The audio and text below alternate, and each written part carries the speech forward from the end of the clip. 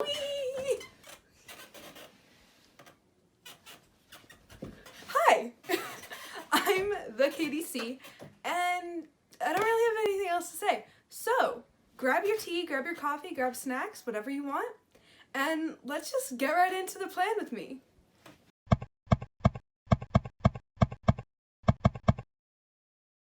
Okay, so my theme for this month is Harry Potter, and so my idea was to have a book that was opening up to reveal the Hogwarts castle coming out of it in like swirls of prettiness.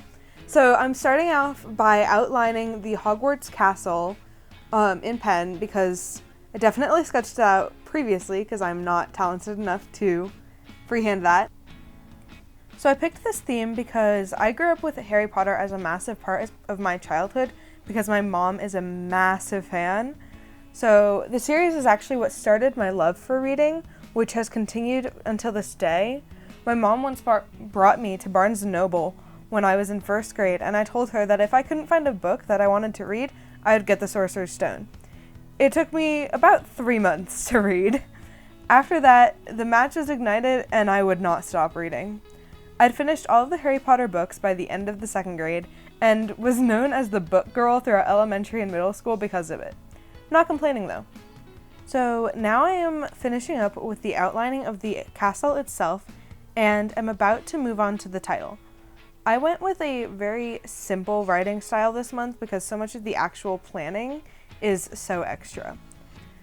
I finished my outlining for this page with the book at the bottom and then made sure to let the fine liner ink dry completely before going in with my watercolors because I'm not really a fan of black ink all over the page unless it's on purpose. When I did go in with the watercolors, I tried to make the lake and sky look almost whimsical as I painted them flowing out of the pages, and I'm actually really proud of how it turned out. I tried to work really quickly with the paint so that it would blend well, because watercolors don't really blend amazingly once they dry. And this spread was actually terrifying to do because I hadn't yet used watercolors in this notebook, which is an Archer and Olive A5 journal, but it actually held up really well with only a little bit of wrinkling of the pages.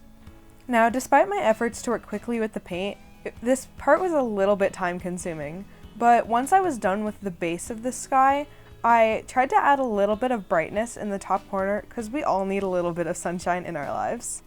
I quickly painted the pages of the book like it was yellowing with age, like I would imagine books in the library at Hogwarts to be, and then I moved on to my quote page. To keep it tied in with the cover, I did a watercolor outline with varying blues. The quote I picked is from the one and the only Luna Lovegood, a Ravenclaw just like me. The quote itself doesn't really have anything to do with May or anything that might be happening in May. I say might because no one really knows what's going on right now. The words just felt right, if that makes sense. This quote is, "Wit beyond measure is man's greatest treasure." Something I believe to be true. Again, here I kept the writing really simple, just simple cursive, to let the spread itself shine through, because it's a little extra. Just like me. Moving right along, do do do do do do do. My monthly spread is much simpler, focusing on the colors of the 4 Hogwarts houses: Gryffindor, Hufflepuff, Ravenclaw, and Slytherin. As you can see, I am incredibly consistent with my fonts, now using the classic Harry Potter font itself for the word May. I also put a little Deathly Hallows symbol next to the title.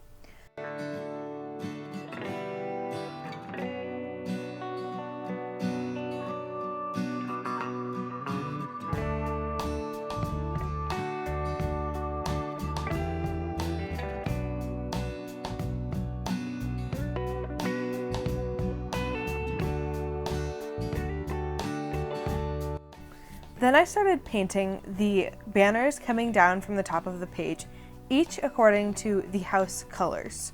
So I started with Gryffindor, Harry Potter's house himself, and the paint was really hard to work with, and I couldn't really figure out why.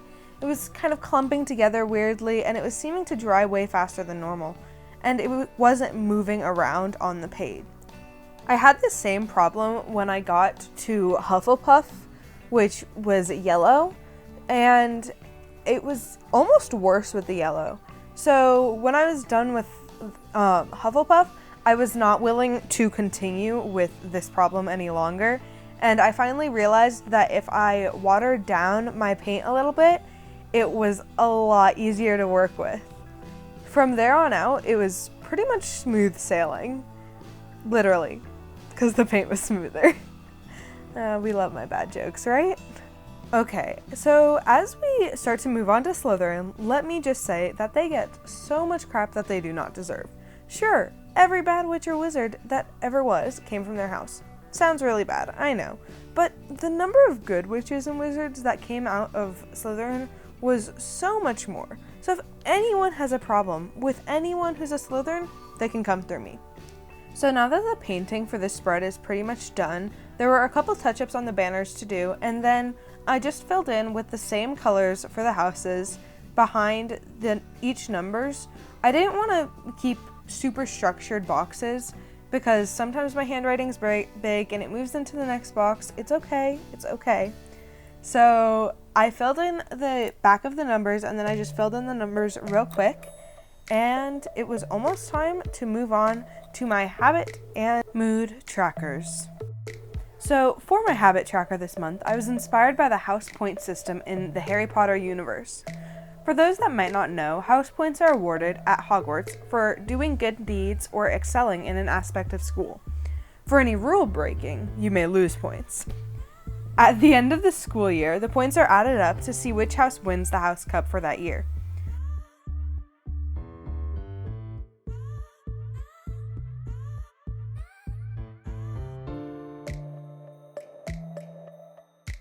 I only need to track 4 simple habits: drinking enough water, journaling, taking vitamins, and reading.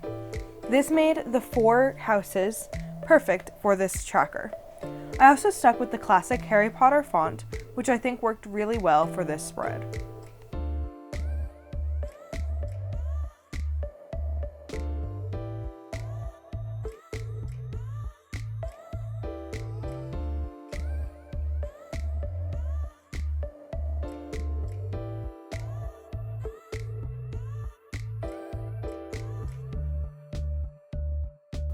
Moving on to my mood tracker. A major scene in the first book is when Harry goes to the restricted section of the library to find information on one Nicholas Flamel. I based my mood tracker off that library so that each day I can fill in the spines of a book with a color that varies based on my mood for that day. I also made sure to include a couple of bookshelf decorations, a plant, and, of course, a Harry Potter Funko Pop figure.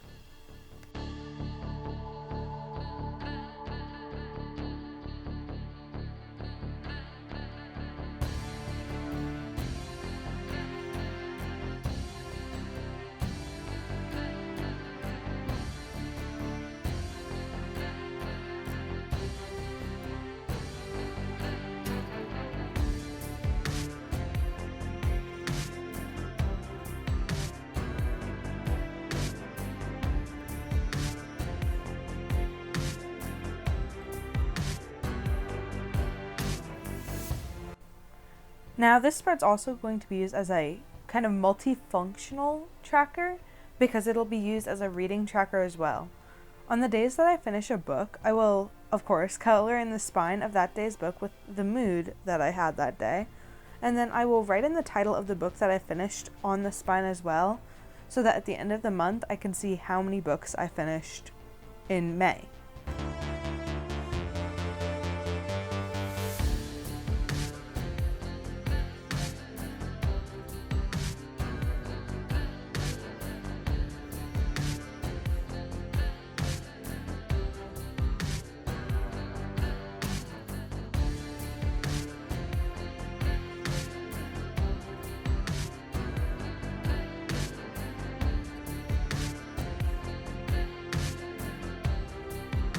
Now onto the final spread of this video, my first weekly spread of May.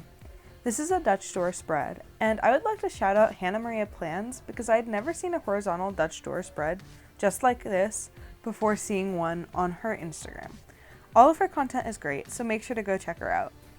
The top half of this spread is for my actual planning for the week, each day getting a quarter-page layout, but that's not the star of the show. The spotlight is on the bottom half of the page, where I have outlined the crests of each house and am painting the background, the house colors.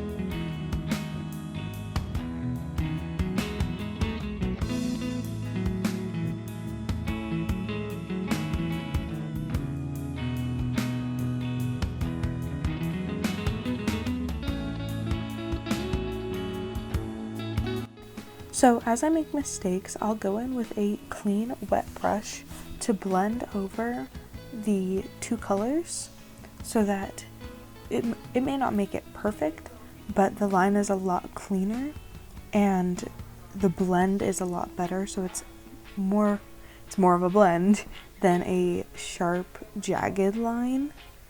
And I really like the way it turned out.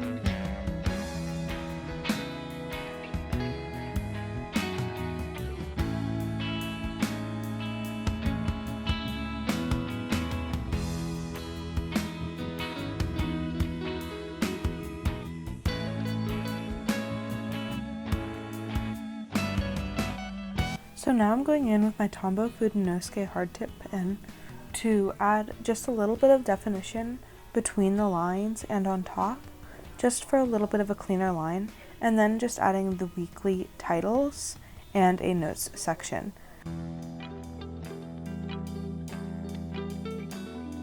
And now for my monthly flip through. Of course, we have the cover spread with Beyond Measures, Man's Greatest Treasure, moving on to the monthly, and then the habit, reading, and mood trackers. Lots of trackers. And then, of course, my final weekly spread.